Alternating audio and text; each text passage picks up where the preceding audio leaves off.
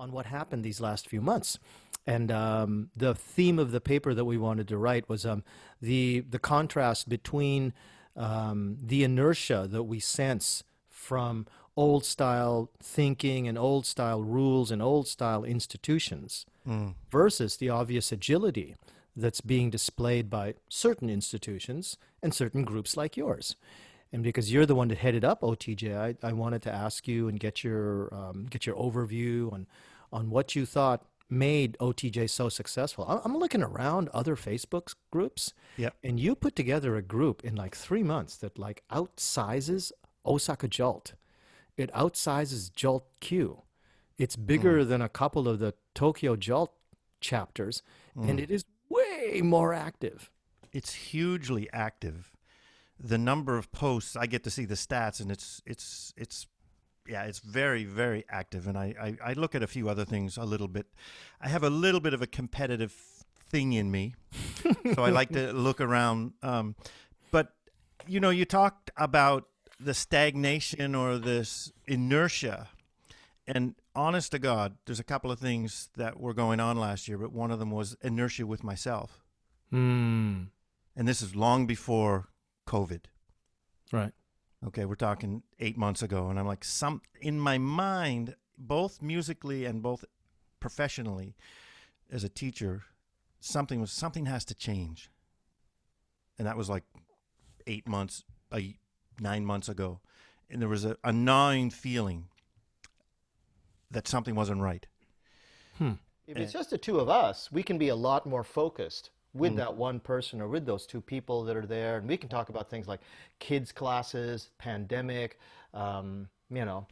becoming a professor and getting a grant and yeah, stuff like that. I think like my basic thinking would be like kind of in a Joe Rogan sense, like wide open Yeah.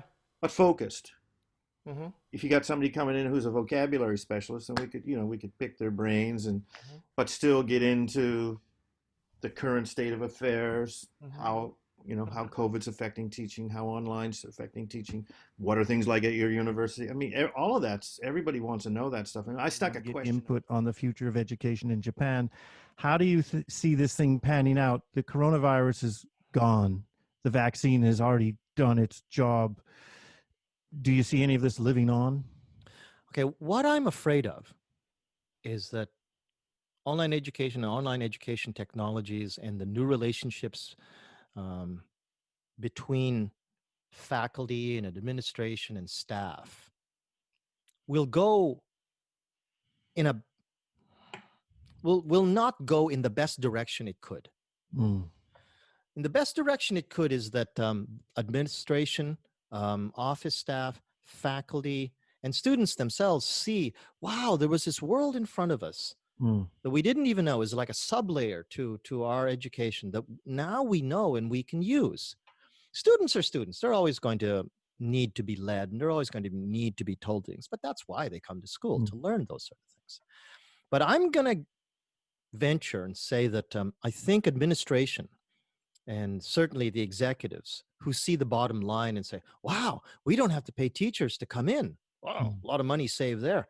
Wow, these teachers are working from home and Zoom is such high quality. It doesn't matter if they're working out of Sri Lanka or Pakistan or Manila or I don't know, some little town in Canada. mm. Why should we pay these foreigners, these gaijin, these exorbitant rates that we would pay our own Japanese staff when we could pay literally one fifth, Mm. one quarter of that? And they would be happy in the Philippines. They would be happy even in Canada to get one quarter what these guys get paid as a per 90-minute rate. Okay, so And you see a potential downside of them taking this whole experience and wow, yeah, make sure, it calculative, yeah, start counting beans. yeah. I think if you look through the history of social movements, um, what you see is that we human beings Mm, tend to, in the midst of the crisis, show our best true colors. mm.